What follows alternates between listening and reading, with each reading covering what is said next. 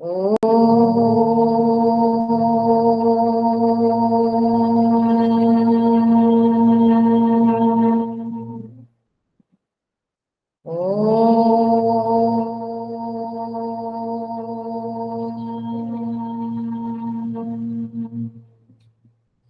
ॐ सहना भवतु सहनौ भुनक्तु सह वीर्यं करवावहै तेजस्विनावधीतमस्तु मा विद्विषावहै। ॐ शान्ति शान्ति शान्तिः। गुरुर्ब्रह्मा गुरुर्विष्णु गुरुर्देवो महेश्वरः गुरुरेव परं ब्रह्म तस्मै श्री गुरवे नमः। तस्मै श्री गुरवे नमः। वसुदेवसुतं देवं कंसचाणूरमर्दनं देवकी परमानन्दं कृष्णं वन्दे जगद्गुरुं। कृष्णं वन्दे जगद्गुरुम्।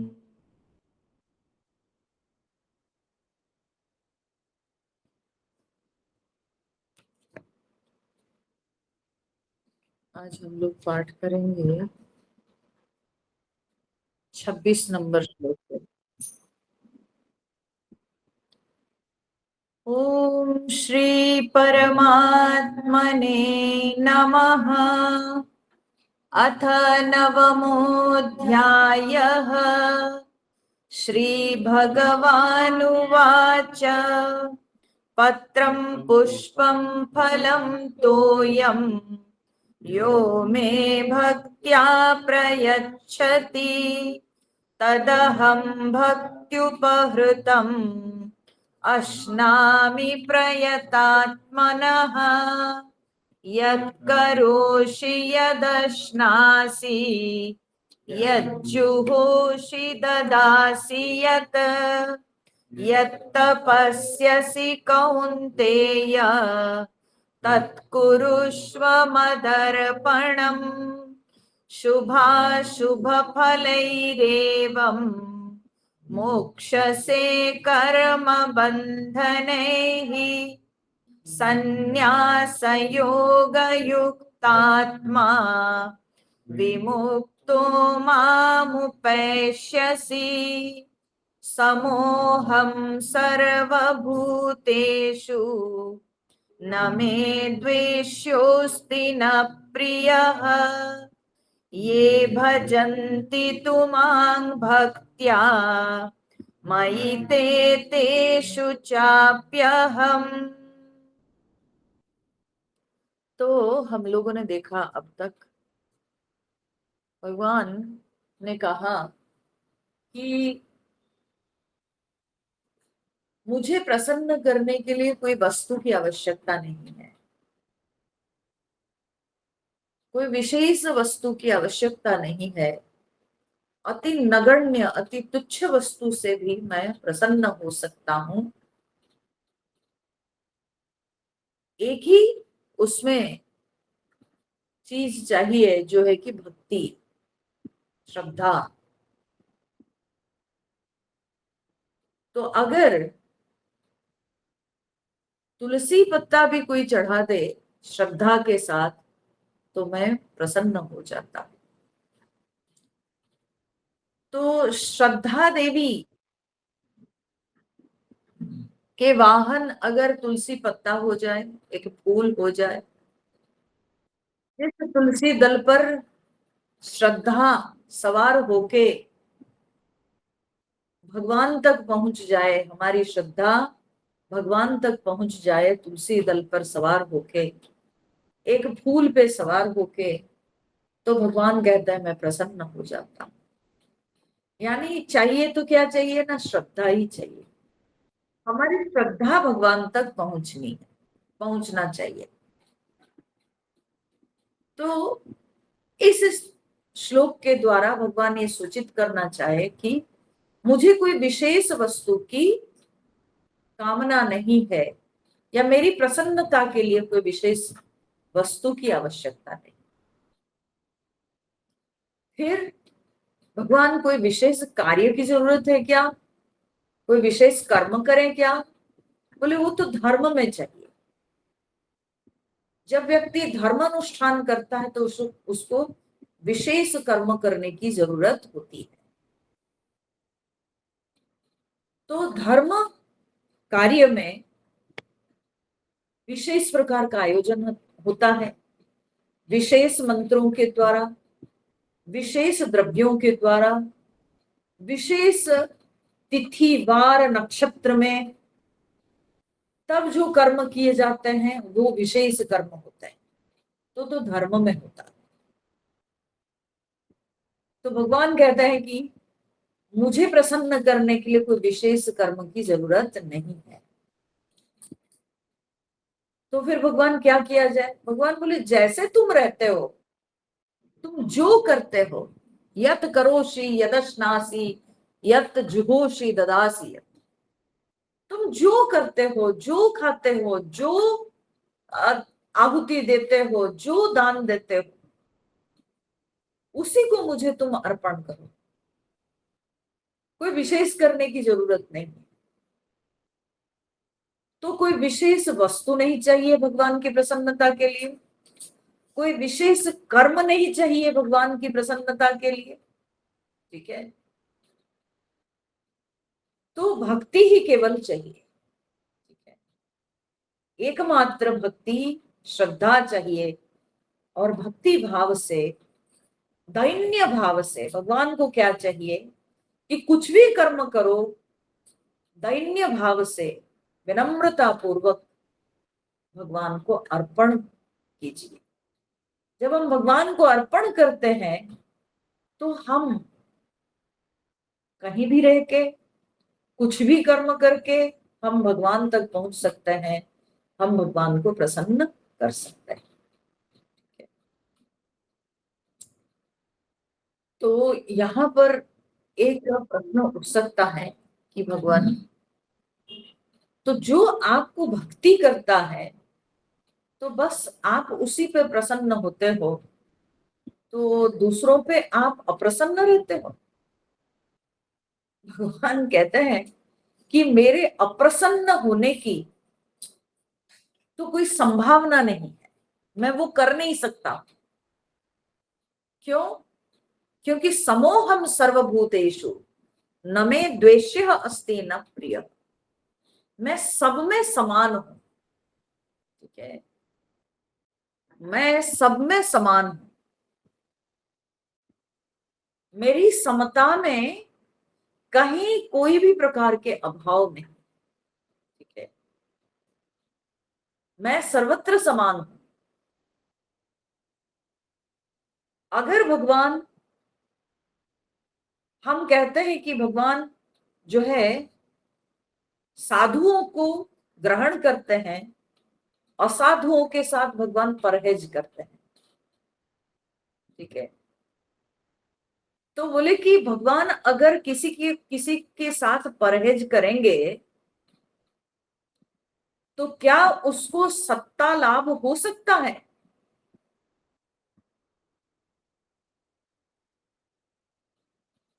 अस्तित्व संभव है? भगवान परहेज करेंगे तो उसका अस्तित्व संभव है? नहीं है। तो असाधु है सूचित करता है कि भगवान है। ठीक है, भगवान नहीं होने से कुछ होगा ही नहीं, कुछ बनेगा नहीं। और संसार में जो भी है, जो भी वस्तु, जो भी प्राणी, जो भी व्यक्ति, वो साधु हो चाहे असाधु हो, भगवान सबको सत्ता स्फूर्ति दिए हैं। भगवान के बिना कभी किसी के अस्तित्व संभव नहीं। भगवान साधु के अंदर जितना है, असाधु के अंदर उतना ही है। ठीक है, ऐसा नहीं कि साधु के अंदर कुछ अधिक है भगवान और असाधु के अंदर कम है, ऐसा नहीं। साधु के अंदर जितनी मात्रा में भगवान है, असाधु के अंदर उतनी ही मात्रा में। ठीक है, तो भगवान के अस्तित्व में कहीं ज्यादा नहीं, कहीं कम नहीं। तो उस दृष्टि से भगवान कहते हैं कि समः अहम सर्वभूतेषु, मैं सबके अंदर समान हूं। ठीक है, मैं सबके अंदर समान हूं। तो ये जो तुमको ऊंच नीच लगता है, ये किस कारण से? क्योंकि तुम में से कोई मेरे निकट हो गए हो, तो तुमको मेरी कृपा अनुभव होती है। और कुछ जो कि मुझे भूल गए हैं कि मैं उनके अंदर हूं, वो उस चेतना को भूल गए हैं और अज्ञानी होकर वे संसार के भौतिक वस्तुओं में रमते हैं। तो इसीलिए ऐसे लगता है कि जैसे उनको भगवान की कृपा प्राप्त नहीं होती। परंतु भगवान की जो विद्यता है, भगवान का अस्तित्व, वो सब में समान है। ठीक है, भगवान का अस्तित्व सब में समान है। परंतु जो अपनी साधना से, श्रद्धा से, भक्ति से जो उस भगवान के नजदीक हुआ है, जो उस भगवान को पहचाना है, तो उसको भगवान की कृपा दिखती है, समझ में आता है।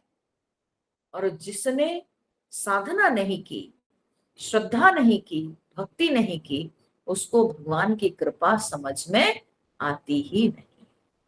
नहीं तो भगवान की कृपा तो सर्वत्र बरस रही है। अब कोई, अगर बारिश तो हो रही है, कोई छाता ले लेगा अगर, तो उसमें कैसे वर्षा की बूंद गिरेगी? बताइए, उसके ऊपर वर्षा की बूंद कैसे गिरेगी? वो तो छाता खोल रखा है, तो उस पर वर्षा की बूंद नहीं गिरेगी।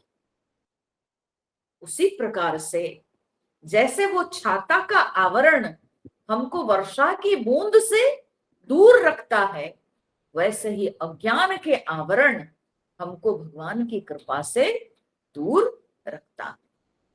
ये आवरण मिट जाएगा तो भगवान की कृपा हमको तुरंत दिख जाएगी। ठीक है, तो इसलिए भगवान कहते हैं समः अहम सर्वभूतेषु न मे द्वेष्यः अस्ति न प्रियः। मेरा कोई द्वेष्य नहीं है, मेरा कोई प्रिय नहीं है। मैं सबके अंदर समान रूप से विद्यमान हूं। मेरी समता में कहीं पर भी कोई प्रश्न नहीं, मैं सब में समान रूप से विद्यमान। अहम समः, मैं समान हूं, इसमें कहीं कोई ऊंच नीच नहीं है। तो भगवान क्या करें बताइए? भगवान क्या करें? अब आप कहोगे कि अग्नि ठंडक को दूर करती है, सही बात है। पर अग्नि किस किस की ठंडक को दूर करेगी? अग्नि केवल उसी की ठंडक को दूर कर सकती है जो अग्नि के नजदीक है। जो अग्नि से दूर रहेगा, तो अग्नि कैसे उसकी ठंडक को दूर कर सकती है? जो अग्नि के पास रहेगा, उसकी ठंडक को अग्नि दूर कर सकती है। जो अग्नि से दूर रहेगा, वो कभी अग्नि की गर्मी को महसूस नहीं कर सकता। भगवान तो कल्प वृक्ष है, उसके नीचे जो आएगा उसकी इच्छा की पूर्ति होगी। उसके नीचे जो आएगा उसको भगवान की कृपा प्राप्त होगी। और जो उस कल्प वृक्ष के नीचे नहीं आएगा तो उसको कैसे पता चलेगा कि कल्प वृक्ष क्या होता है। ठीक है, कल्प वृक्ष क्या होता है, कल्प वृक्ष की क्या शक्ति है, क्या महिमा है, उसको कैसे पता चलेगा? उसको तो नहीं पता चलेगा। तो इसीलिए क्या है कि भगवान सबके लिए समान है, लेकिन उस परमात्मा के जो नजदीक होता है, उस परमात्मा के पास जो जाता है अपनी श्रद्धा के द्वारा, अपनी भक्ति के द्वारा, वही केवल भगवान की महिमा को महसूस कर सकता है। ठीक है, नहीं तो हर कोई भगवान की महिमा को समझ नहीं सकता। तो समोहम सर्वभूतेषु न मे द्वेष्य अस्ति न प्रिय। मेरा कोई द्वेष्य नहीं है, मेरा कोई प्रिय नहीं। अब इसमें कभी कभी प्रश्न आता है कि भगवान फिर जो है दैत्यों को क्यों मारे? ठीक है, भगवान दैत्यों को क्यों मारते हैं? देवताओं की रक्षा क्यों करते हैं? ये प्रश्न आता है। बोले दैत्यों को मारने में भी भगवान के मन में जो है कृपा है, दैत्यों को मारकर भी भगवान की कृपा है, और देवताओं की रक्षा करके उतनी ही कृपा है। ठीक है, क्योंकि जिसमें समष्टि कल्याण होगा, जिसमें धर्म की रक्षा होती है, भगवान वो करते हैं। परंतु वो करते हुए भी भगवान के मन में द्वेष नहीं है।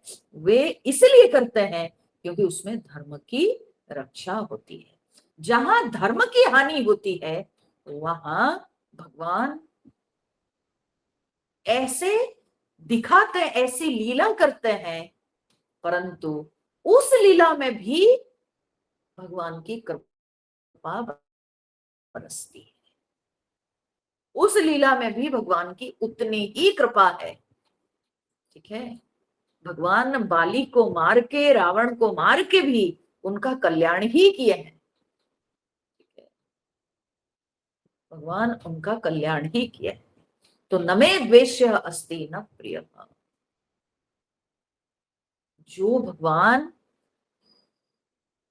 दैत्यों के कल्याण करते हैं, जो भगवान पशु पक्षियों के कल्याण करते हैं, उस भगवान पर प्रश्न उठाना कि वो भगवान सबके लिए समान नहीं है, भगवान केवल जो भक्ति करते हैं उन्हीं के लिए है, ये तो गलत बात है।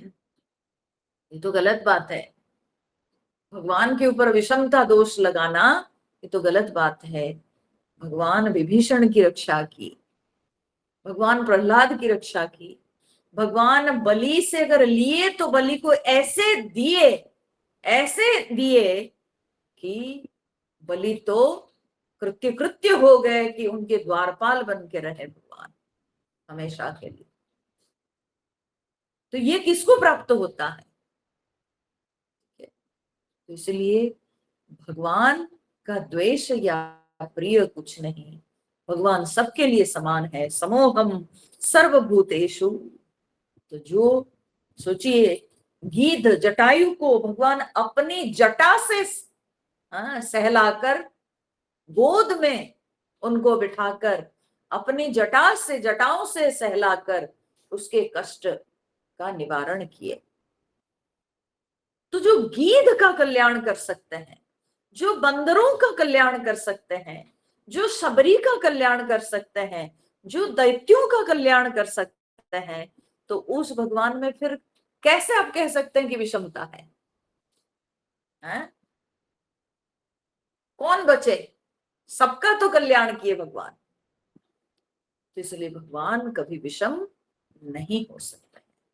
समः अहम सर्वभूतेषु न मे द्वेष्य अस्ति न प्रियः। मेरा कोई द्वेष्य नहीं है या मेरा कोई प्रिय नहीं है। किंतु तू ये माम भक्त्या भजन्ति, परंतु जो मुझे भक्ति पूर्वक भजन करते हैं, मयि ते तेषु च अपि अहम, ठीक है, ते मयि वे मुझ में, और अहम च अपि तेषु और मैं भी उनमें, वे मुझ में और मैं उनमें। याद है आपको इसी अध्याय के 5वां नंबर श्लोक में भगवान ने क्या कहा था कि मैं उनके अंदर नहीं हूं, ठीक है, और वे भी मेरे अंदर नहीं है। मैं प्राणियों के अंदर नहीं हूं और प्राणियां मुझ में नहीं है। 5वें नंबर श्लोक को याद कीजिए, ठीक है। तो है ही, तो कॉन्ट्राडिक्शन को आपको समझना है, तो इतना तो समझाया उसके लिए। एक बार बोलते हैं मैंने वो मैंने, हाँ तो मैंने समझाया ना, उसी के लिए तो इतना एक्सप्लेनेशन मैंने दिया। तो भगवान ये बात भी बोले थे 5वें नंबर श्लोक में इसी अध्याय में, वे मुझ में नहीं मैं उनमें नहीं, क्योंकि वो ज्ञान की पराकाष्ठा की बात भगवान कही थी। और यहां पर भगवान भक्ति की पराकाष्ठा बोले, ठीक है, वो ज्ञान की पराकाष्ठा है। तो ज्ञानी की वो दृष्टि होती है, समाधि स्थिति में एक केवल परमात्मा ही है, उसके अलावा दूसरा कुछ है नहीं। तो इसलिए कोई किस में रहने की बात नलिफाइड हो जाती है, क्योंकि द्वैत है ही नहीं जब, तो एक में कौन किस में, तो ये बात ही खत्म हो जाती है। परंतु भक्ति की पराकाष्ठा यही है कि भगवान और भक्त में इतना निबिड़ संपर्क होता है कि भक्त के हृदय में भगवान और भगवान के हृदय में भक्त विराजता है। तो ते मयि तेषु च अपि अहम, ठीक है, वे मुझ में और मैं उनमें हमेशा विद्यमान रहते हैं। तो ये क्यों? क्योंकि जो मुझे भक्ति से भजन करता है, जो माम भक्त्या भजन्ति, जो भक्ति में भजन करता है, तो तब क्या होता है कि मैं उसमें वो मुझ में, कहने का अर्थ नहीं कि दूसरों में मैं नहीं हूं, ठीक है, जो मुझे भक्ति भाव से भजन करते हैं मैं उनमें और वे मुझ में, ये कहकर भगवान बिल्कुल नहीं ये जता रहे हैं कि दूसरों में मैं नहीं हूं। जहां तक मेरी विद्यता की बात है, वो समह अहम भगवान बोल दिए पहले, मैं समान हूं सबके अंदर। परंतु जो भक्ति भाव से मेरा भजन करता है, उसके मन में हमेशा मेरा स्मरण बना रहता है और मेरे मन में हमेशा उसका स्मरण बना रहे, ठीक है, वो हमेशा मेरे मानस पटल में दिखता है और उसकी मानस पटल में मैं दिखता हूं, ठीक है। तो मयि ते तेषु च अपि अहम, ठीक है। तो ये जो है ना, भगवान भक्ति की सबसे पराकाष्ठा की बात कही। अब ये कहने के बाद जो है प्रश्न ये आता है कि ठीक है भगवान, आप तो बोल दिए कि आप समान हैं सब में, आप में कोई द्वेष नहीं, कोई जो है प्रियता नहीं, ये तो सब। अब हमारे एक प्रश्न आता है कि जो भक्ति भाव से आपको बोलते, तो आप बोले कि ते मयि, हाँ, तेषु च अपि अहम, वे मुझ में मैं उनमें। परंतु प्रभु, जो लोग दुराचारी है, पापी है, फिर उनके विषय में क्या कहें? जो दुराचारी हैं, तो उनके विषय में आपका क्या राय? आप कैसे उनको मानते हैं? ठीक है, तो उनके लिए भगवान आगे के श्लोक बताते हैं। बड़ा सुंदर ये प्रकरण है। ठीक है, भगवान की क्या महिमा है, भगवान की कृपा कैसी है, वो इन्हीं श्लोकों से पता चलता है। ये सारे श्लोक जो है उस बात को, भगवान की कृपा को समझाने के लिए ये सारे श्लोक जो है बहुत क्या बोलते हैं, सबल दृष्टांत है। ठीक है, इससे और बढ़िया आपको दृष्टांत नहीं मिल सकते हैं। तो भगवान स्वयं अपनी वाणी से इस बात को सिद्ध करते हैं। तो क्या कहते हैं, जो दुराचारी हैं उनके बारे में क्या कहते हैं? अपि चेत् सुदुराचारः भजते मामनन्यभाक् साधुरेव समन्तव्यः सम्यक् व्यवसितो हि सः। अपि चेत् सुदुराचारः भजते मामनन्यभाक् साधुरेव समन्तव्यः सम्यक् व्यवसितो हि सः। तो भगवान ने कहा अपि चेत्, अगर भी वो सुदुराचारः, सुदुराचारः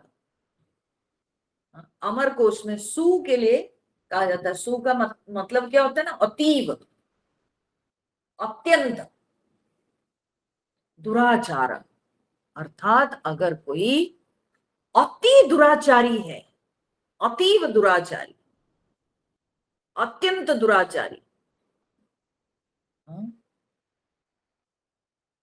तो दुराचार मतलब क्या होता है? आचार क्या होता है ना, व्यवहार। आचार प्रभवो धर्म, धर्म जो है आचार प्रभव है, आचार से उत्पन्न होता है धर्म। ठीक है, तो कहां कैसे हमको आचरण करना है, कहां कैसे रहना है, ठीक है, किसके साथ कैसे व्यवहार, कैसे आचरण, ठीक है, तो उसी से धर्म का निर्णय होता है। आचार प्रभव धर्म।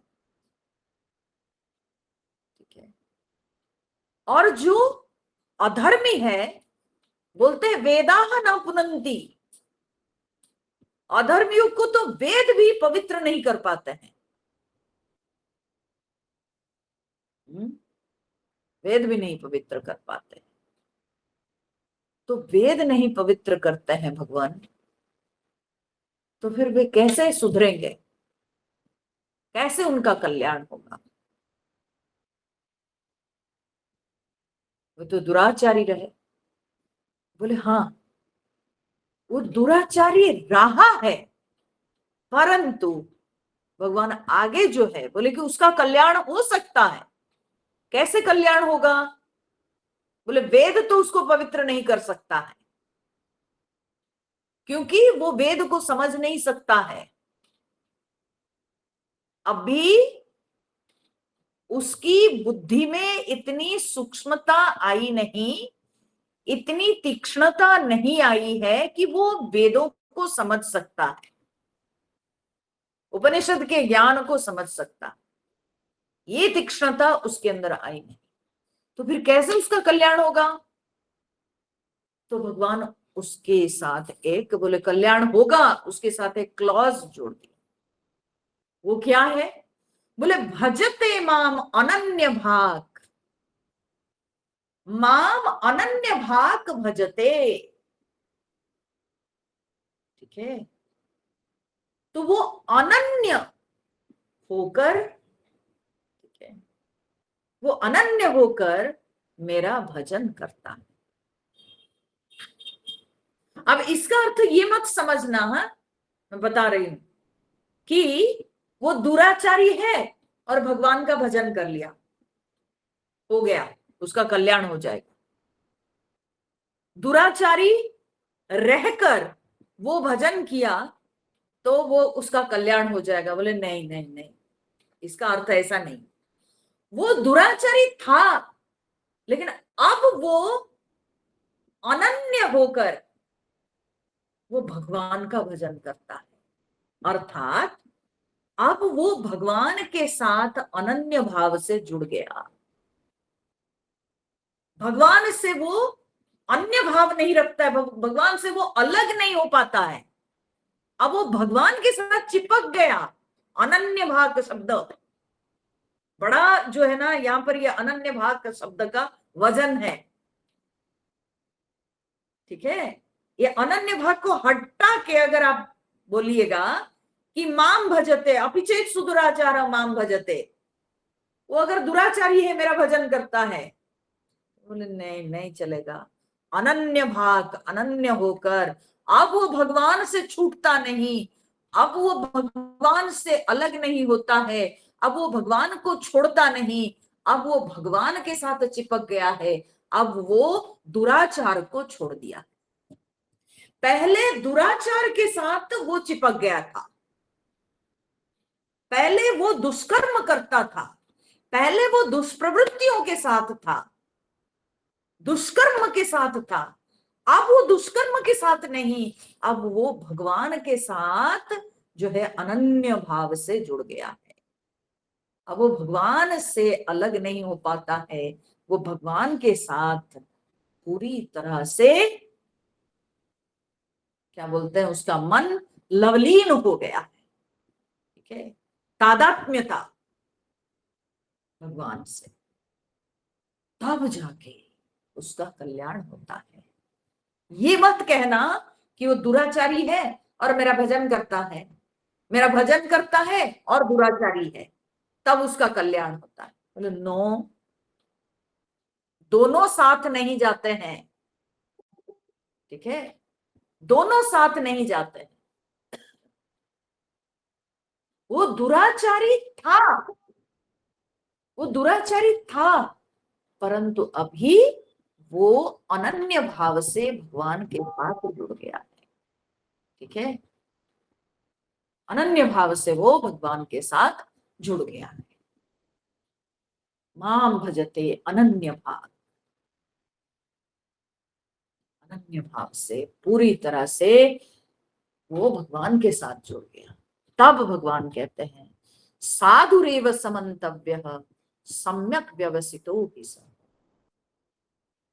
देखिए, आचार की जहां तक बात कही गई है ना, ये मत सोचना कि दुराचार शब्द यहाँ आया है तो कोई हिंसा करता है, कोई मारता है, पीटता है, गाली गलौज करता है तो ये हुआ दुराचार। ठीक है, तो वो तो जो है बहुत निकृष्ट प्रकार के हम कहेंगे कि कर्म हुआ। परंतु ये भी याद रखिए कि जो कर्तव्य है, ठीक है, जो कर्तव्य है, जो जो विधि है, अगर उसको हम ना करें, उसमें अवहेलन करें, तो भी जानिए कि हमारा जो है आचार नष्ट होता है, तो धर्म नष्ट होता है। ठीक है ना, अगर कोई व्यक्ति 2 दिन जाप ना करे अपने इष्ट का तो उसके आचार नष्ट होता है। कोई व्यक्ति 3 दिन अगर गायत्री उपासना ना करे तो उसका धर्म नष्ट होता है, क्योंकि ये सारे नित्य कर्म है। याद रखिए, ये नित्य कर्मों में आता है, ये कोई विशेष कर्म नहीं, इसको शास्त्र में नित्य कर्म कहा गया है। गायत्री उपासना, इष्ट मंत्र का जाप, ये जो है नित्य कर्म है। नित्य कर्म माने नित्य करना चाहिए। तो ये अगर छूटता है तो हमारा आचार नष्ट होता है। और आचार नष्ट होता है तो धर्म नष्ट होता है। समझ गए? दुराचारी तो एक बात है, समझ में आता है कि वो बहुत ही घृण्य कर्म करता है, परंतु जो व्यक्ति का आचार नष्ट होता है, नित्य कर्म जो दिया गया है, तो उससे भी व्यक्ति को बचना चाहिए। तो अपना जो भगवान निर्णय लिए हैं कि ये हमारे नित्य कर्म है, इस प्रकार से हमको अपने नित्य कर्मों का संपादन करना चाहिए, और उसको भक्ति भाव से, समर्पण भाव से अगर हम करते हैं तो भगवान कहते हैं कि वो साधु है। साधुरेव समन्तव्यः सम्यक व्यवसितो ही सः। ठीक है, समझ में आया? तो अपने नित्य कर्मों का त्याग करने से भी दोष लगता है, उससे भी दोष होता है। जो दुष्कर्म करता है उसको तो दोष लगता है, दुराचार। ठीक है, और अपने जो नित्य आचार को छोड़ता है, क्या आपको लगता है हम तो बस छोड़ दिए ना, हम कोई गलत काम नहीं ना किए हैं? बोले यही तो गलत हुआ, बताओ तो। आपको ब्रश करना चाहिए, आप ब्रश नहीं करोगे तो गलत नहीं हुआ? बोलो कैसे गलत हुआ? मैं अपना दांत, आजकल के लड़के, आजकल के जनरेशन तो इसी तरह से युक्ति करते हैं ना, हाँ? इसी तरह से युक्ति करते हैं ना, मेरी इच्छा में कपड़ा नहीं पहना। अरे तुमको फ्रीडम दिया हुआ है का अर्थ ही ये नहीं कि तुम कुछ भी करोगे। ठीक है ना? हमको फ्रीडम मिला है बोल के ऐसा नहीं कि जो हमारे कर्तव्य कर्म हैं हम उसका संपादन न करें, उसका पालन न करें। स्नान करना है डेली, अगर हम स्नान नहीं करेंगे तो हम कहेंगे कि भाई मेरी मर्जी, शरीर मेरा, मेरे को नहीं नहाना है तो नहीं नहाना है, उससे आपको क्या? बोले हमको क्या, तुम्हारे शरीर की सफाई न होने पर वातावरण को तुम अशुद्ध कर रहे हो। ठीक है, दूसरे तक तुम्हारे शरीर के रोग फैल रहा है तो दोष तो हुआ। समझ रहे हैं? तो मेरा शरीर बोल के मैं नहीं नहाऊं, मेरा शरीर बोल के मैं ब्रश न करूं, ऐसा नहीं, इससे भी दोष लगता है। इसीलिए कहा जाता है जो नित्य कर्म है उन नित्य कर्मों का त्याग करने से भी हमारा आचार नष्ट होता है, धर्म नष्ट होता है उससे। हम ये युक्ति नहीं दे सकते हैं कि मेरी मर्जी, मैं नहीं किया तो नहीं किया। बोले नहीं, तुम्हारी मर्जी नहीं चलेगी।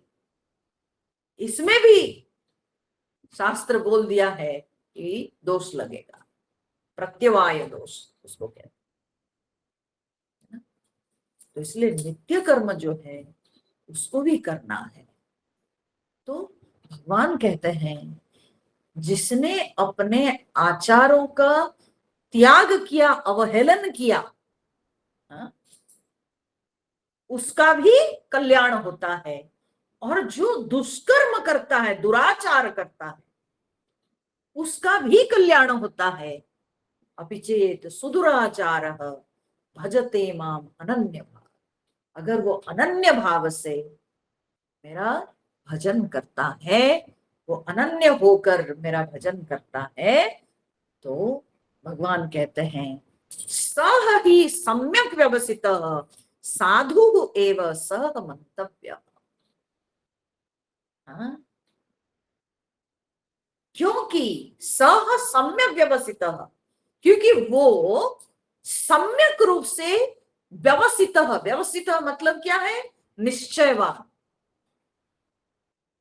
क्योंकि वो सम्यक रूप से निश्चयवान है तो इसीलिए उसको साधु मानना चाहिए। क्या सम्यक रूप से निश्चयवान? इसमें सम्यक निश्चय इसका क्या क्या दिखाई पड़ा?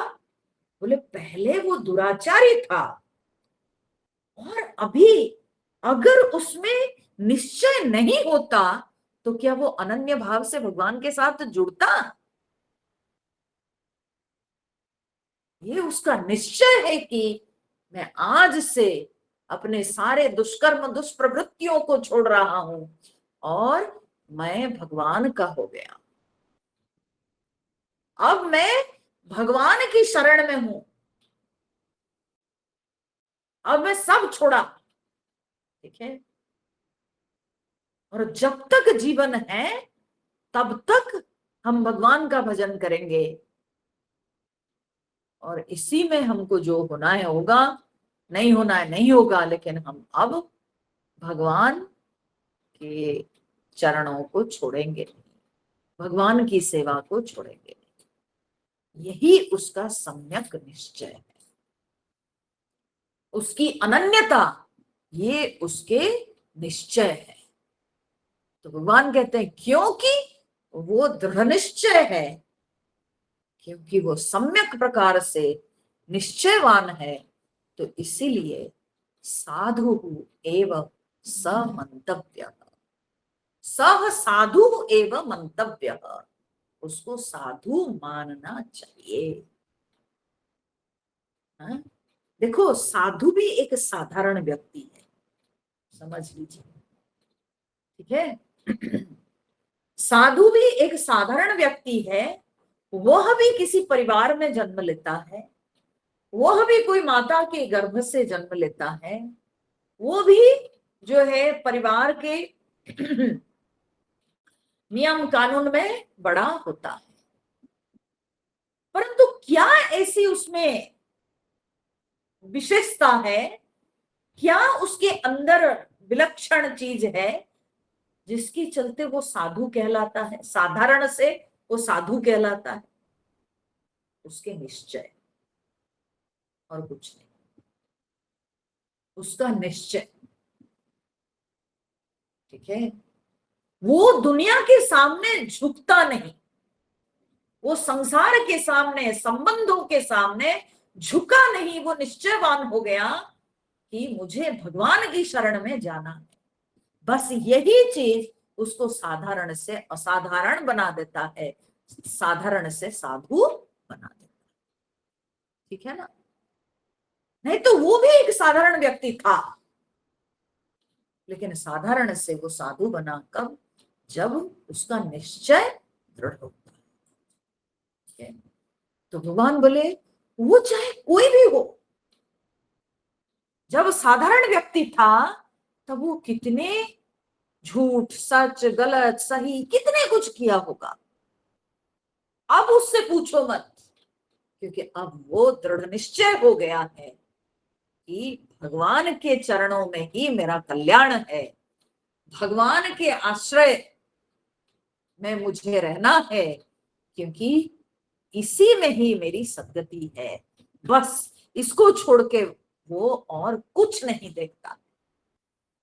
तो भगवान कहते हैं इसीलिए उसको साधु ही मानना चाहिए। ठीक है, समझ में आ रहा है? भगवान जो है ये जो श्लोक सब दिए हैं, इन श्लोकों में कितनी दृढ़ता के साथ भगवान हम सबके अंदर जो मिसअंडरस्टैंडिंग्स है वो सबको दूर किए। ये भगवान की महिमा नहीं तो और क्या है? भगवान कहते हैं मैं नहीं देखता हूं कि वो किस कुल से, किस जात से, किस वर्ण से, हाँ, किस स्थान से क्या क्या करके आया है, वो मैं नहीं देखता हूं। जो धर्म में पतित को उद्धार करने का उपाय नहीं, जो धर्म में पतित का कल्याण का कोई उपाय नहीं, वो धर्म कभी एक्सेप्टेड नहीं। क्या अन्य धर्मों में आपको पतित, आप है तो पतित ही रखा जाता है, ठीक है, आप पतित है तो पतित है, तो आप नरक में जाओगे। ठीक है, if you are a sinner you will go to hell. Okay, परंतु हमारे धर्म में ऐसा नहीं।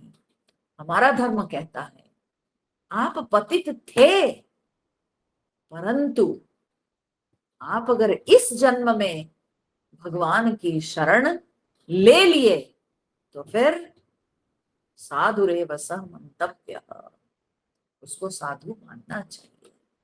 अब उससे पूछो मत, उसके इतिहास मत खंगालो कि क्या था वो, उसकी क्या जात, उसका क्या वर्ण, क्या गोत्र, किस घर में, उसके माँ बाप कौन थे, वो क्या क्या कर्म किया था, उससे क्या मतलब, कोई मतलब नहीं।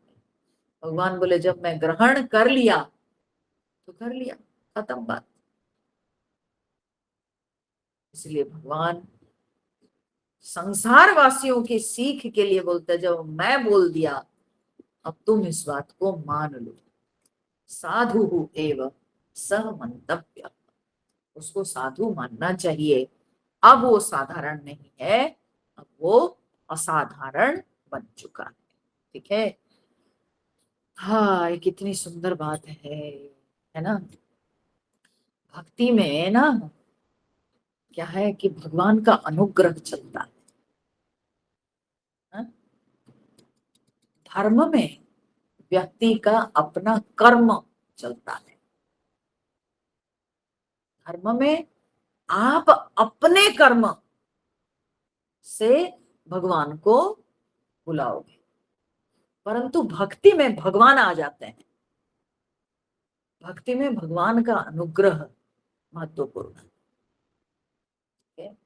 धर्म में जीव का कर्म प्रणश्यति क्षिप्रम भवति धर्मात्मा शश्वत शांतिम निगच्छति कौन्तेय प्रतिजानीहि न मे भक्त प्रणश्यति।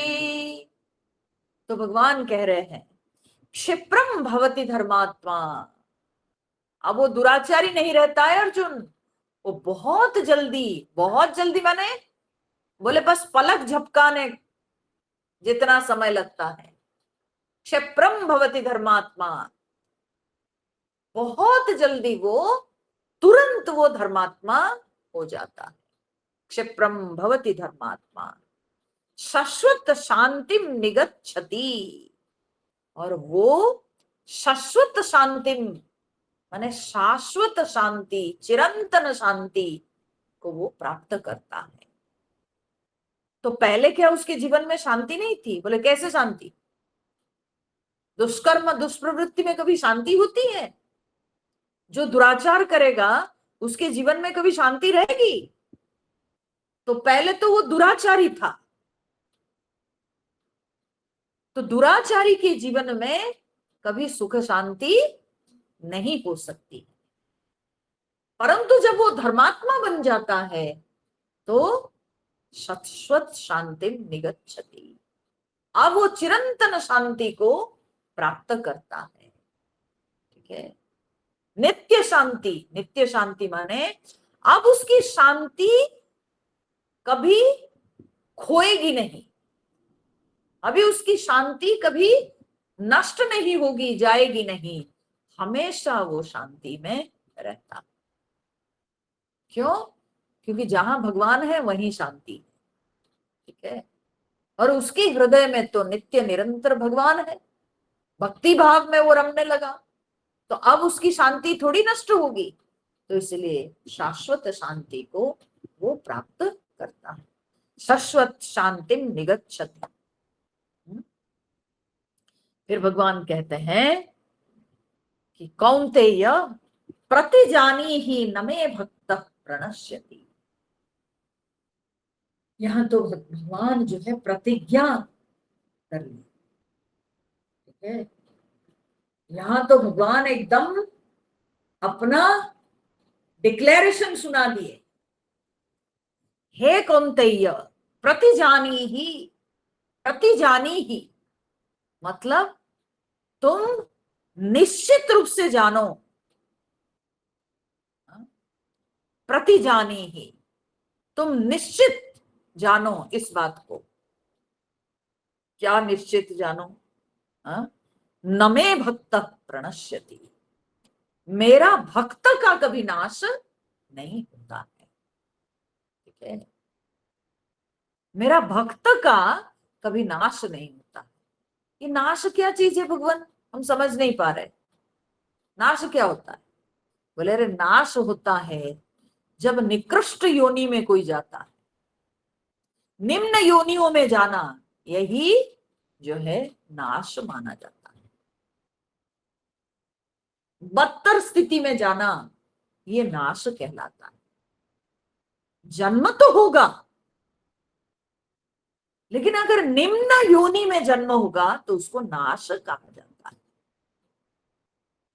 ठीक है, भगवान कहते हैं कि हे अर्जुन, तुम निश्चित जानो कि मेरा भक्त का कभी नाश नहीं होता है। नाश नहीं होता है अर्थात वो निकृष्ट योनि में नहीं जाएगा जो मेरा भक्त है।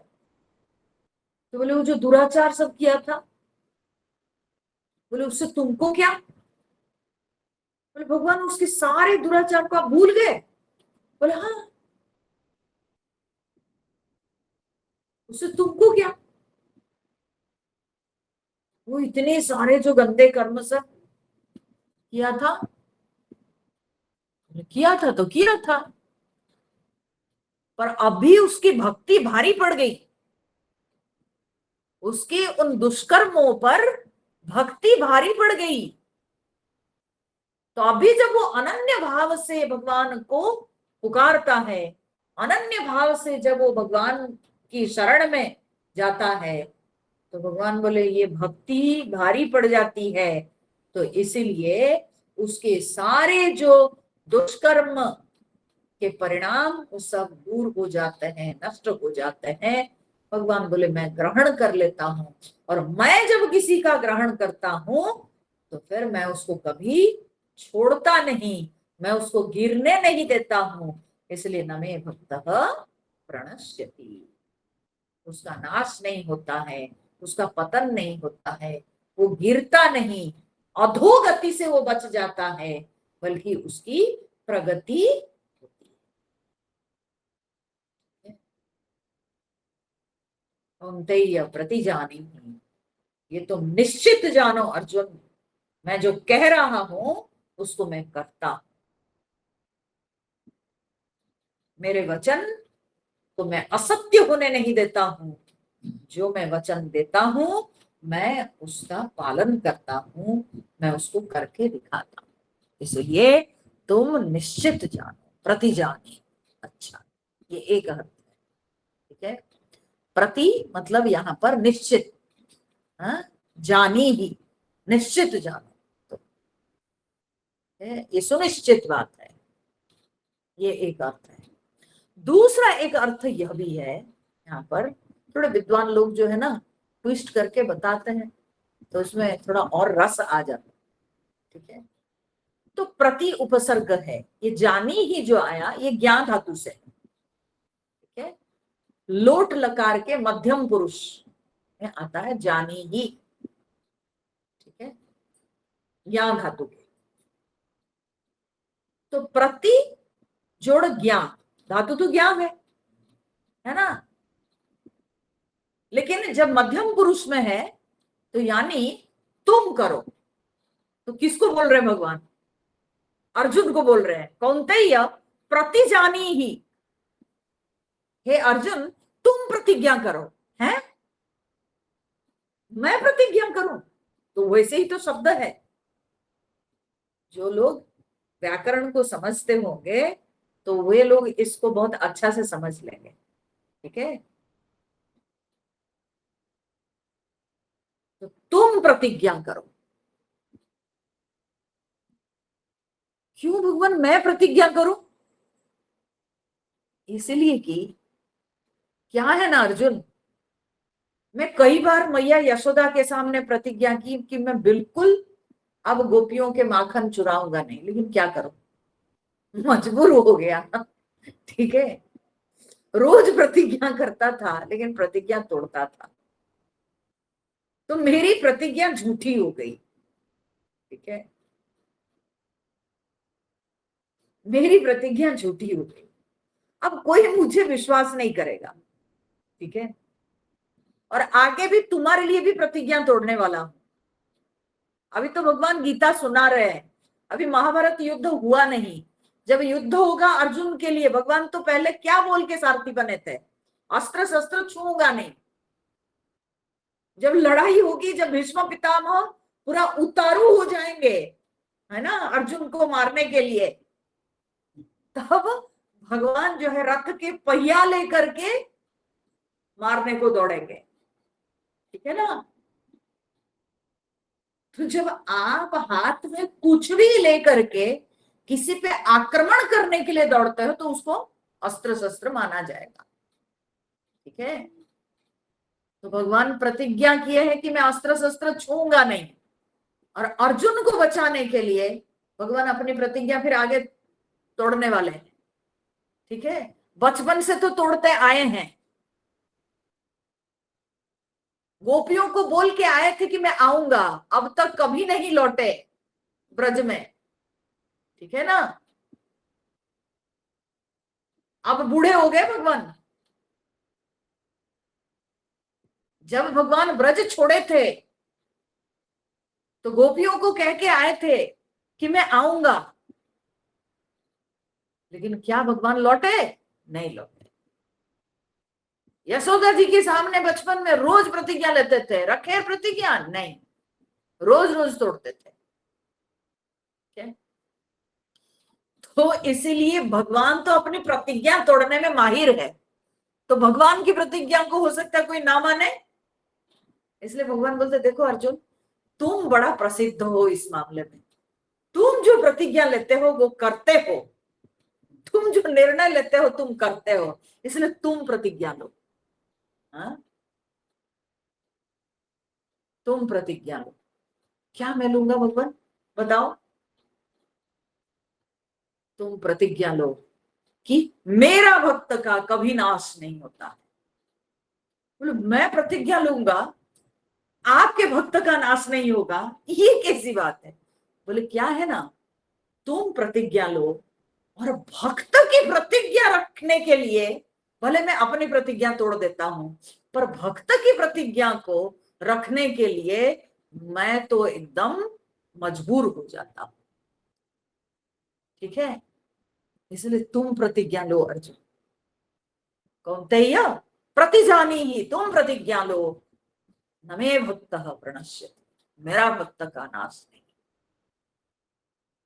ठीक है, तुम ऐसे प्रतिज्ञा लो, तो फिर मैं मजबूर हो जाऊंगा तुम्हारी प्रतिज्ञा की रक्षा करने के लिए, क्योंकि तुम मेरा भक्त हो।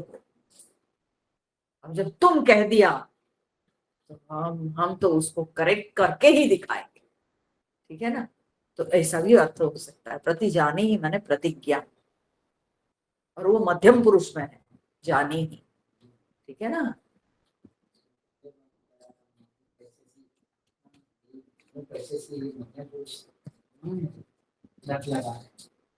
तो इसीलिए भगवान कहते हैं कि जो तुम प्रतिज्ञा लो। चलो, बढ़िया बात है, भगवान का दो तरह की बात है। तो प्रति मतलब निश्चय रूप से जान लो, ये है। ठीक है, तुम निश्चित जानो, प्रति जानी ही, तुम निश्चित जानो कि मेरा भक्त का कभी नाश नहीं होता है, या हे कौन्तेय तुम प्रतिज्ञा करो कि मेरा भक्त का नाश नहीं, तो मैं तुम्हारी प्रतिज्ञा की रक्षा करूंगा। यस, मेरे भक्त का नाश नहीं। हाँ, ठीक है, चलेगा। अच्छा भगवान, ये तो आपने कहा दुराचारी के बाद, हाँ, और जो सब फिर पाप योनि में जन्म लिए उनका क्या होगा? तो पाप योनि में कौन आते हैं फिर? पाप योनि में आते हैं पशु पक्षी, है ना, इतर प्राणी, सब पाप योनि। ठीक है, अब जब हम श्लोक पढ़ेंगे फिर मैं अर्थ करूंगी उसका, ठीक है ना? तो पढ़ते हैं। मां हि पार्थ व्यपाश्रित्य ये स्युः पापयोनयः स्त्रियो वैश्यास्तथा शूद्राः तेऽपि यान्ति परां गतिम्। मां हि पार्थ व्यपाश्रित्य ये स्युः पापयोनयः स्त्रियो वैश्यास्तथा शूद्राः तेऽपि यान्ति परां गतिम्। तो भगवान कहते हैं बड़ा कंट्रोवर्शियल श्लोक है, नहीं समझे तो कंट्रोवर्सी, समझ जाए तो कोई कंट्रोवर्सी नहीं है। ठीक है, हे पार्थ, मांग ही व्यपाश्रित्य, मुझको ही आश्रय करके, मेरे आश्रित होके, मेरे ही आश्रित होके, ये अपि पाप योनयः स्युः, जो सारे पाप योनियां हैं। ठीक है, सीधे तरीके से पाप योनयः कहने से कौन है ना? पाप योनयः होते हैं पशु पक्षी, जितने सब कीड़े मकोड़े, हाँ, कुत्ते बिल्ली, जितने सब है, सरीसृप। ठीक है, ये सब जो है पाप योनियां, माने निम्न योनि, मनुष्य से अलग जितनी योनियां है वो सबको पाप योनि कहा जाता है। क्योंकि यह शास्त्र में सिद्धांत है कि जब पाप की मात्रा बढ़ती है व्यक्ति के जीवन में, तब वो जा करके मनुष्येतर प्राणी बनता है, मनुष्य से अलग प्राणी बनता है। ठीक है, तो इसलिए उन सारे जन्मों को, उन सारी योनियों को पाप योनियां कही जाती है। ये अभी पाप योनयः स्युः, जो सब पाप योनियां हैं। फिर भगवान कहते हैं स्त्रियः वैश्याः तथा शूद्राः ते अपि यान्ति परां गतिम्। तो स्त्री वैश्य तथा शूद्र वे भी परां गतिम यान्ति, उत्तम गति को लाभ करते हैं। तो वन स्त्रियां क्या पाप की कि स्त्रियां भी परागति को लाभ करते हैं, जो मुझे आश्रित हो जाती है। क्यों? स्त्रियां क्या खराब है? स्त्री जन्म क्या खराब है? भगवान बोले और वैश्याः, वैश्य, हाँ? बोले देखो अर्जुन, असलियत में जो मेरे आश्रित होते हैं उनका तो कल्याण होता है। ऐसी बात नहीं है कि इन जनरल सब स्त्रियां जो है वो भगवान के अच्छे इसमें नहीं आते हैं, सब खराब हैं, ऐसी बात नहीं। यहां भगवान क्या कहना चाहते हैं उसको समझ जाइए। पहले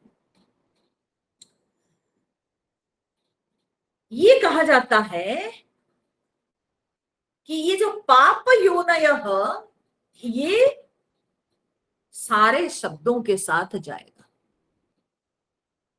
ठीक है, पाप योनयः स्त्रियः, जो स्त्रियां पाप कर्म में प्रवृत्त है,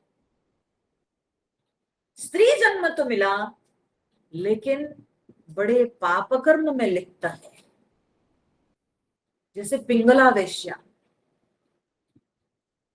ठीक है, वो भगवान की भक्ति की, कैसे उसको भक्ति हुई?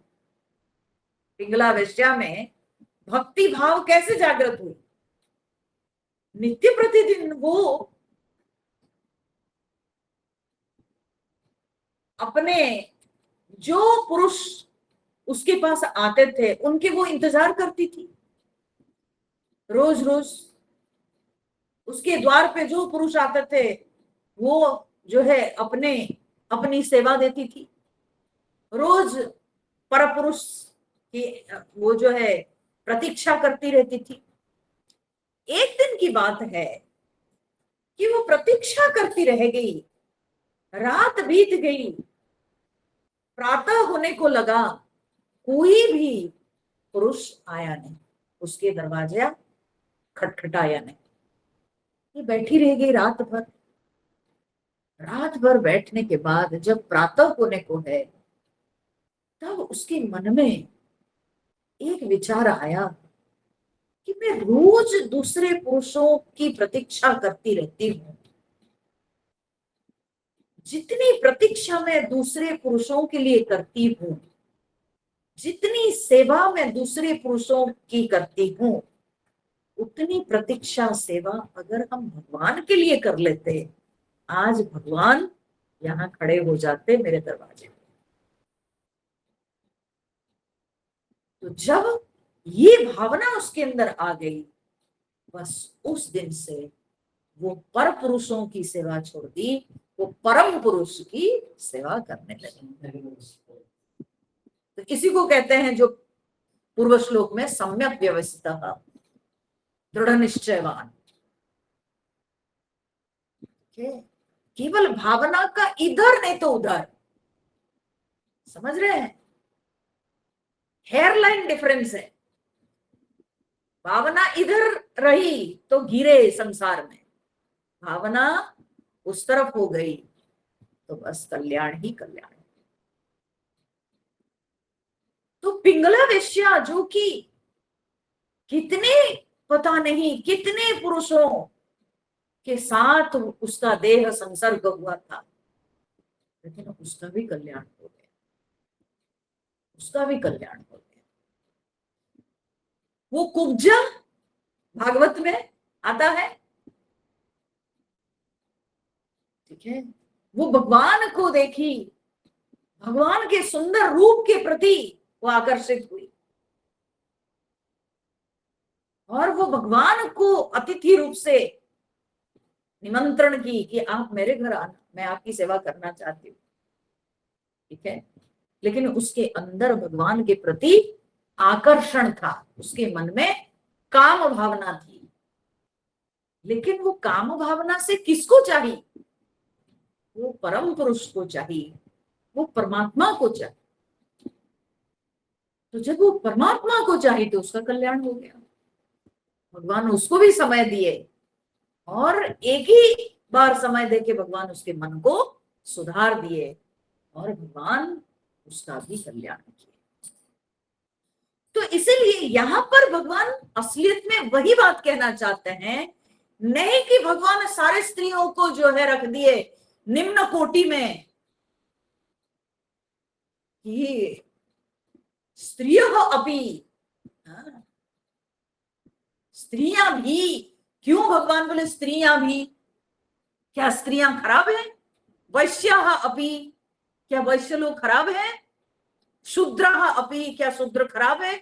आप ही ने चौथे अध्याय में कहा चातुर्वर्ण्यम मया सृष्टम, 4 वर्णों को मैंने सृष्टि किया है। तो क्या प्रभु आपकी दृष्टि में शूद्र खराब है? बोले अरे नहीं, वो बात नहीं। पाप योनयः स्त्रियः, पाप योनयः वैश्याः, पाप योनयः शूद्राः। ये पाप योनय शब्द सबके साथ जाएगा। जो पाप कर्म में लिप्त, जिसको पाप जन्म मिला है, ऐसी स्त्री जो पाप कर्म करने के लिए है ना जन्म ली, पाप ही पाप करती रही। जो वैश्य पाप ही पाप में लिप्त रहा, जो शूद्र पाप कर्म में लिप्त रहा, अपने कर्तव्य को छोड़कर, अपने धर्म को छोड़कर जो विधर्म में लिप्त रहा, जो अधर्म में लिप्त रहा, जो दुष्कर्म दुष्प्रवृत्ति में लिप्त रहा, तो ऐसे पाप कर्म में लिप्त स्त्रियां, वैश्य शूद्र, नहीं तो वैश्य को पापी में नहीं गिना गया है। ऐसा इन जनरल ऐसा नहीं कि वैश्य जो है वो निकृष्ट में। छांदोग्य उपनिषद में जो है कहा गया है कि ये सबके सब द्विज है, ठीक है, ब्राह्मण क्षत्रिय वैश्य सबके सब द्विज है, सबका संस्कार होता है, सबको वेद अध्ययन करने का अधिकार है, ठीक है। इसलिए ऐसा नहीं कि भगवान वैश्यों को निम्न स्तर में रखे, नहीं, बल्कि भगवान की दृष्टि में तो सब समान है, वो वैश्य हो शूद्र हो, सब समान है। लेकिन जो पाप कर्म में लिप्त व्यक्ति, भगवान कहते हैं वो एक साधारण स्त्री, वो चाहे वैश्य वो शूद्र, वो भी, ये सब भी अगर मेरा भजन करेंगे ते अपि यान्ति पराम गतिम, ये भी पराम गतिम लभन्ते, पराम गतिम यान्ति, ये भी परम गति लाभ करते हैं, ये भी परम गति लाभ करते हैं। इसलिए कोई स्त्री कभी अपने को कम ना माने, ठीक है, कोई शूद्र अपने को कम ना माने। अगर शूद्र का कल्याण नहीं होता, सबरी का कल्याण कैसे हुआ? सबरी का कैसे कल्याण हुआ? शूद्र का अगर कल्याण ना हो, तो ये कहना बहुत गलत है। जो भक्ति की, ठीक है, क्या बोलते हैं,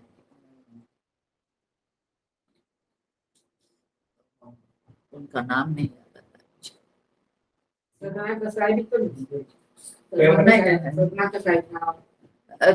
मैं कह रही हूँ महाराष्ट्र में एक शकुबाई थी, ठीक है, वो उनका काम क्या था, वो तो एकदम साधारण घर की महिला थी, और वो ये खिचड़ी वो क्या बोलते हैं उसको, ओपले, जो गोबर का वो बनाता है, ओपला होता है ना, तो वही बना दी थी। कबीर जी उनसे मिलने गए थे, शकुबाई से। कबीर जी ने सुना कि महाराष्ट्र में शकुबाई भगवान के बड़े भक्त हैं, तो तब कबीर जी मिलने गए और पूछे, बोले कि कहाँ है शकुबाई? तो लोग दिखाए, बोले वहां देखिए वो शकुबाई है। तो कबीर जी देख रहे हैं वो जो है ओपला लेकर के वो और एक औरत के साथ झगड़ा कर रही है। तो कबीर जी बड़े आश्चर्य में पड़ के बोले कैसी भक्त है, इतनी झगड़ा कर रही है, कैसी भक्त है? तो नजदीक जब गए तो जाके क्या सुनते हैं कि शकुबाई और दूसरे औरत में झगड़ा इस बात की, शकुबाई कहती है कि तुम मेरे ओपले को ले गई हो, तो दूसरी औरत कहती है कि मैं कैसे तुम्हारे ओपले को ले गई, बताओ? बोले हाँ मेरे ओपले अलग है। बोले क्या ओपले तुम्हारे अलग है, बताओ? तुम मेरे ऊपर चोरी का आरोप लगा रही हो, सिद्ध करो, तुम्हारे ओपले अलग है, क्या अलग है दिखाओ मेरे को। बोले मेरे ओपले में तुम कान लगाओगे तो मेरे ओपलों से तुमको जो है राम नाम सुनाई पड़ेगा, सुनो तुम, कान लगाओ। तो तब वो औरत जो है सब ओपले जो सब निकाल के रखी थी, सूखे ओपले सब कान लगाई। सचमुच में उसमें कई ओपले ऐसे थे जिनमें से राम नाम सुनने को मिला। कबीरदास को ये तो आश्चर्य लगा, तो कबीर जी बोलते थोड़ा मेरे को भी दो, मैं कान में लगाऊं। तो कान में लगाया कि सचमुच में उसमें राम राम राम राम ध्वनि सुनाई पड़ रही थी।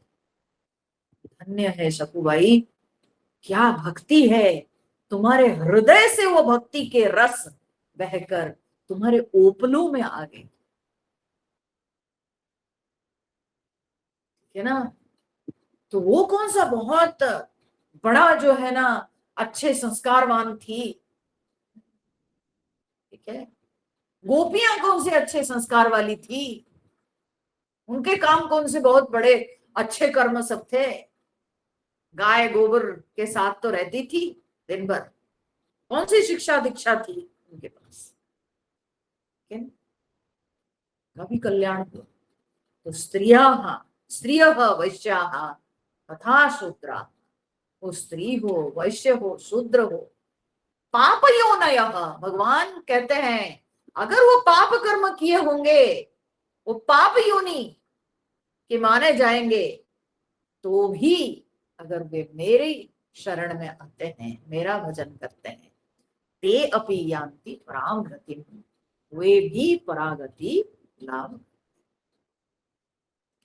तो इसलिए वेद पवित्र नहीं कर सकता है, परंतु भक्ति पवित्र कर देती है, क्योंकि भक्ति माँ है। भक्ति माँ है तो बच्चा गंदा होके, ठीक है, कांध में सना हुआ गंदगी, कभी कभी बच्चा जो है छोटा रहता है, सोया हुआ, खुद अपने पेशाब करके टॉयलेट करके उसमें लपेटा जाता है, लेकिन साफ कौन करता है? माँ ही साफ करती है, और साफ करके अपने गोद में ले भी लेती है और उसको चुम्मा भी दे देती है। जरा से भी माँ के मन में उस बच्चे के प्रति, उस बच्चे के शरीर के प्रति घृणा भाव नहीं, तुरंत ही उसको साफ करके माँ उसी शरीर में उसको चुम्मा दे देती है। तो माँ है, तो भक्ति भी माँ है। तो इसलिए भक्ति में वो शक्ति है कि पाप कर्म किया हुआ व्यक्ति को भी वो साफ कर देती है, शुद्ध कर देती है, और भगवान तक हाथ पकड़ के लेके पहुंचा भी देती है। स्त्रियः वैश्याः तथा शूद्राः ते अपि यान्ति परां गतिम, वे भी परागति को प्राप्त होते हैं। और फिर भगवान कहते हैं किम पुनर्ब्राह्मणा पुण्याः भक्ता राजर्षयस्तथा अनित्यमसुखं लोकम् इमं प्राप्य भजस्व माम्। किम पुनः ब्राह्मणाः पुण्याः भक्ताः राजर्षयः तथा, ठीक है, भगवान कहते हैं जब साधारण स्त्रियां या पाप में लिप्त स्त्रियां, पाप में लिप्त वैश्य, पाप में लिप्त शूद्र को परागति मिल जाती है, तो फिर किम पुनः पुण्याः भक्ताः ब्राह्मणाः, फिर उन पुण्य ब्राह्मण भक्तों के बारे में क्या कहना। पर ध्यान देना है एक बात, यहां पर भी क्लियर होने की जरूरत है, क्योंकि यहां पर भी मिसअंडरस्टैंडिंग होती है हम सब। अरे देखो, बोले ना ना ना ना, भगवान केवल ब्राह्मण मात्र, जन्म मात्र से ब्राह्मण, उसके कल्याण की बात भगवान नहीं की है। भगवान ने क्या विशेषण प्रयोग किए? पुण्याः भक्ताः ब्राह्मणाः। इन विशेषण को छोड़ना नहीं, जैसे वहां पर भी पाप योनयः विशेषण महत्वपूर्ण था, उसी प्रकार से यहां पर भी पुण्याः भक्ताः ये विशेषण महत्वपूर्ण है। जन्म मात्र से कोई ब्राह्मण है और उसका कल्याण हो जाएगा, भगवान बोले वो ठीका मैं नहीं लिया, वो मैं नहीं लिया। तो इसमें किसका कल्याण होता है ना? जो पुण्यात्मा, जो भक्त ब्राह्मण है, सुदामा जी है ना, भक्त ब्राह्मण, वे भगवान के भक्त, ब्राह्मण तो थे परंतु भगवान के भक्त थे, ठीक है। किम पुनः ब्राह्मणाः पुण्याः भक्ता, जो पुण्यात्मा है, ठीक है, अर्थात उनके कर्म शुद्ध है, ठीक है, और भक्त है अर्थात उनके अंतःकरण भी शुद्ध है, उसमें भक्ति बसती है। तो जिसके अंतःकरण में भक्ति माता बसती है, तो ऐसे ब्राह्मण की तो क्या बात है, क्योंकि जन्म से तो उसके पूर्वजों का दिया हुआ संस्कार, ठीक है, और ऊपर से वो पुण्यात्मा है और वो भक्त है भगवान का। राजर्षय तथा, तथा जो राजर्षि, ये राजर्षि शब्द इटसेल्फ ही सब कुछ क्लियर करता है कि वो राजा भी है, ऋषि भी है, ठीक है। पुण्याः भक्ताः ब्राह्मणाः, ब्राह्मण के लिए पुण्य भक्त जरूरत है ब्राह्मण शब्द के लिए, और राजर्षि शब्द में ही सब कुछ है, क्योंकि वो राजा भी है और ऋषि भी है, राजर्षि, ठीक है। जैसे जनक जी हुए, जैसे राजा अम्बरीश हुए, राजा अश्वपति हुए, ठीक है, राजा प्रतु हुए, ये सब के सब जो है राजर्षि कहलाते हैं। राजर्षि परीक्षित हुए, राजा भी हुए, ऋषि के जैसे भी जीवन बिताए। तो इसलिए ऐसे राजर्षि जो है उनकी क्या कहना, ठीक है? अगर कोई पुण्य भक्त ब्राह्मण हो या राजर्षि हो, तब फिर उनके किम पुनः, फिर क्या कहना उनके विषय में, फिर क्या कहना, ठीक है? तो इसलिए अर्जुन, तुमको क्या करना है, सबकी बात तो मैं बोल दिया, अब मेरी दृष्टि तुम्हारे ऊपर आई है। तो भगवान कहते हैं अनित्यम असुखम इमम लोकम प्राप्य माम भजस्व। ये अनित्य असुख, जिस लोक में कोई सुख नहीं, जिस संसार में कोई सुख नहीं और सब कुछ अनित्य है, ऐसे इस तुच्छ लोक को प्राप्त करके माम भजस्व, मुझे भजन करो, ठीक है। माने ये समझकर, प्राप्य का अर्थ है कि ये जानकर, ये समझकर कि इस जगत में कुछ भी सुखदायक नहीं है, ये जगत नित्य नहीं, ये अशाश्वत है। तो ऐसे समझकर, इसलिए अर्जुन मेरा भजन कर, कुछ भी नित्य नहीं, कोई भी नित्य नहीं, तो इसलिए मेरा भजन कर। तो मेरा भजन कैसे करेंगे प्रभु, हाँ, किस तरह के भजन करेंगे, तो भगवान उसके लिए श्लोक देते हैं। मनमना भव मद्भक्तः मद्याजी मां नमस्कुरु, मामे वैश्यसि युक्त्वैवम् आत्मानं मत्परायणः, मन्मना भव मद्भक्तः मद्याजी मां नमस्कुरु, मामे वैश्यसि युक्त्वैवम् आत्मानं मत्परायणः। भगवान ने कहा कि कैसे मेरी भक्ति करोगे, तो मनमना भव, हे अर्जुन मनमना भव, मेरे मन वाला बन जाओ। मेरे मन वाला माने, मेरे मन वाला माने तुम्हारे मन में मैं रहूं, ठीक है, तुम्हारे मन में मेरी भावना हो, तो उसको कहते हैं मन मना, ठीक है। तो मेरे चित्त वाला, तो मेरे को धारण करो तुम अपने चित्त में, मन मना भव, मद भक्त भव, मेरा भक्त बन जाओ, मेरा भजन करो, मेरा भक्त बनो, मद भक्त भव। और मत याजी भव, मत याजी मेरे यजन, ठीक है, अर्थात मेरा पूजन करो, मेरी अर्चना करो, मत याजी भव। और मांग नमस्कुरु, और मुझे ही नमस्कार करो, ठीक है, पूरी तरह से मेरे निकट ही तुम अपने आप को समर्पित करो, तो मत माम नमस्कुरु, मुझे नमस्कार करो। तो क्या होगा ना, एवं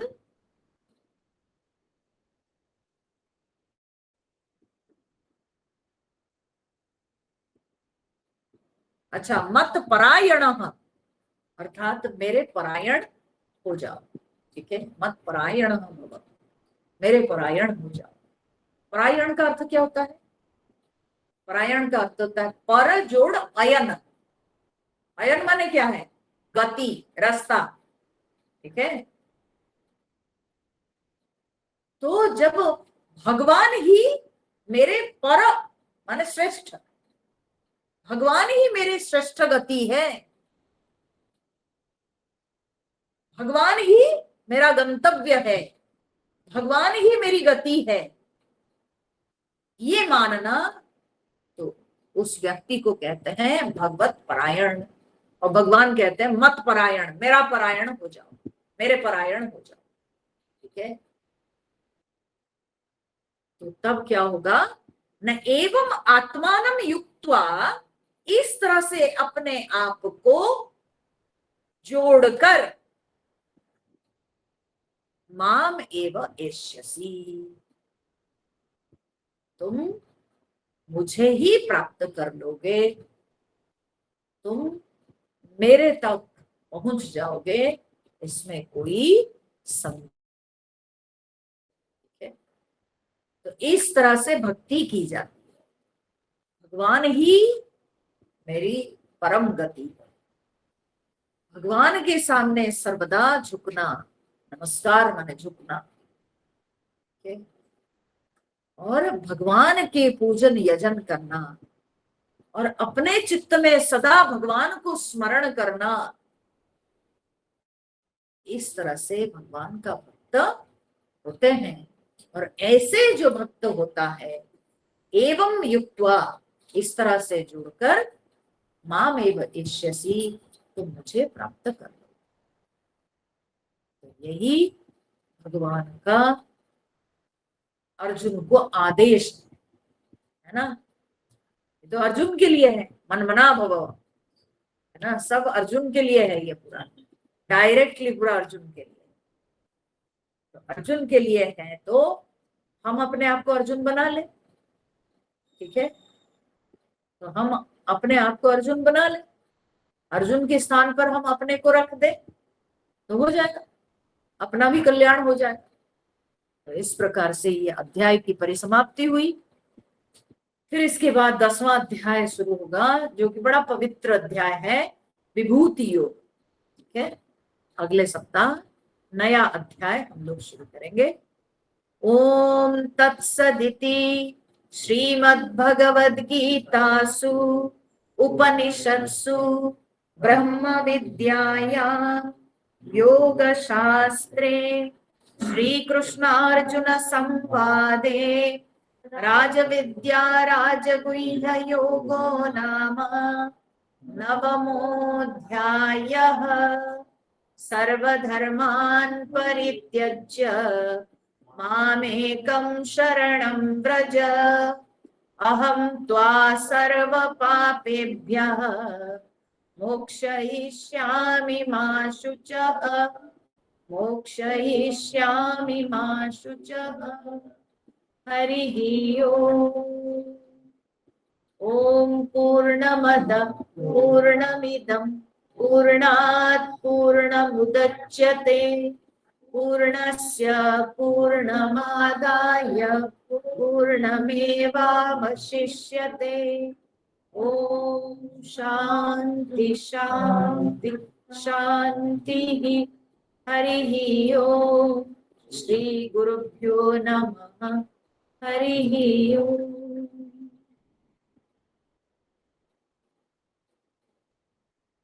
हरि ओम।